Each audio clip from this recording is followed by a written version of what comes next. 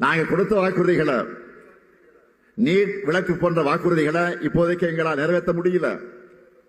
நாங்க மறுக்கலையே, நல்லா கவனிங்க, இப்போதைக்கு நிறைவேற்ற முடியல. அப்புறம் என்ன இதுக்கு தீர்மானம் போட்டீங்க?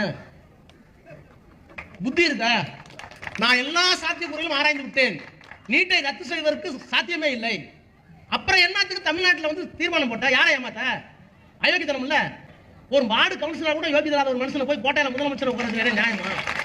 நம்முடைய தலைவர் தெளிவாக சொல்லிட்டார், திராவிட முன்னேற்ற கழகம் ஆட்சிக்கு வந்ததுன்னா கண்டிப்பா நீட் தேர்வு ரத்து செய்யப்படும். எங்களுக்கு தெரியும் எப்படி ரத்து பண்ணணும்னு, நம்ம தலைவருக்கு தெரியும். அதை சொன்னா கூட இந்த ஆட்சியாளர்கள் பாருங்க, எதுவுமே சொந்த புத்தியும் கிடையாது. நம்ம கிட்ட கேட்கறாங்க, அது எப்படி பண்ண சொல்லுங்க, அந்த ரகசியத்தை சொல்லுங்க, ரகசியத்தை சொல்லுங்க. ஒரே ஒரு ரகசியம் தான், அந்த ரகசியத்தை நான் இப்ப சொல்லிடுறேன்.